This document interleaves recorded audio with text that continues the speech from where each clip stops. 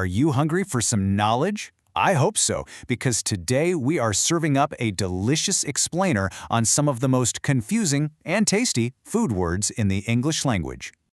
Okay, let's just dive right in with a real classic. How would you pronounce this word? Maybe doughnut? Or something else entirely? Well, let's find out.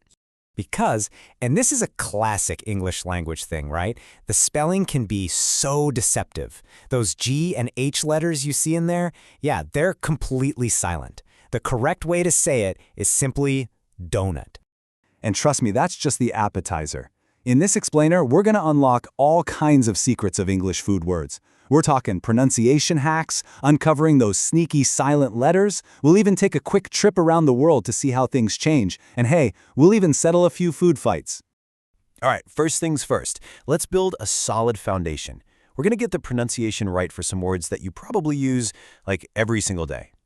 Let's start with a word we use all the time that can be a little tricky. If you look at the spelling, it looks like 4 syllables, right? Vegetable, but you'll almost always hear it pronounced with just 3. Vegetable. That second E just kind of vanishes. So what's the secret here? How does that vowel just disappear? Well, it's all thanks to this little thing called the schwa. Honestly, it's the most common sound in all of English. Just a super relaxed, unstressed sound. Mastering this is an absolute game changer for sounding more natural. And once you know what you're listening for, you will hear it everywhere. It's not carrot, it's carrot, not onion, but onion. You can hear it in asparagus and broccoli too. It's that weak little vowel sound that helps smooth everything out in conversation. Okay, next up, we're going on a little treasure hunt. We're looking for letters that are hiding in plain sight. It is time to uncover these silent letters on the menu. All right, let's look at a few, starting with lamb. Take a look. Can you spot the letter that isn't making any sound at all? You got it. It's the B. We don't say lamb, right? It's just lamb. That B at the end is completely silent. Okay, how about this delicious fish? Salmon. Which letter is just kind of taking a day off here? This one gets so many people. It's the L. We don't say salmon, we say salmon. And this is actually a cool little bit of history, a leftover from the word's French origins that English adopted a long, long time ago. All right, last one for this round. A food you probably eat all the time. Sandwich. Is there a sneaky silent letter lurking in there?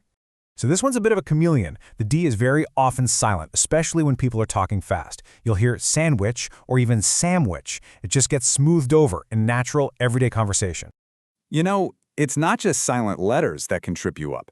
Where you are in the world can too. So let's pack our bags for a quick global food tour to see how English speakers all over talk about the same tasty things.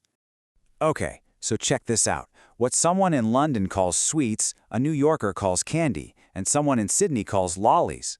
The UK's aubergine is the US eggplant.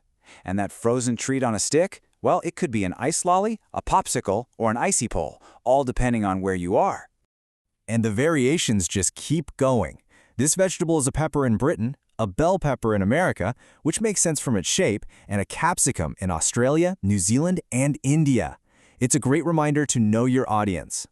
Speaking of the UK, let's actually make a quick stop there, because British English has some particularly unique food names that are definitely worth a closer look.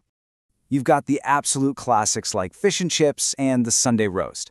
But notice how descriptive the names can be, like shepherd's pie, which by tradition must be made with lamb, or the very regal-sounding beef Wellington. The names themselves often tell a great story.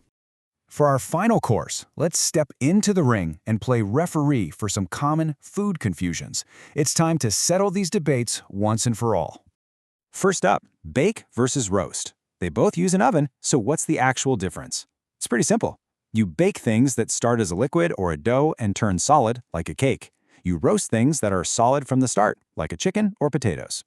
Next up, salty versus savory. A lot of people think salty is the opposite of sweet, but the real opposite is savory. Savory just means not sweet. Salty is more specific, it tastes of salt. So, while eggs are savory, potato crisps are both salty and savory. And finally, the great dessert versus pudding debate. In the US, it's simple. Dessert is the sweet course, and pudding is a specific type of creamy dessert. But in the UK, Oh, pudding is often just a synonym for the entire dessert course. So if a Brit asks if you want pudding, they could mean cake, ice cream, or anything sweet. And that's our culinary linguistic journey. From the sneaky schwa sound to the global identity of a capsicum, it's clear the language of food is incredibly rich. That leaves us with one final question for you to chew on. What's the most confusing food word you've ever come across? Thanks for watching.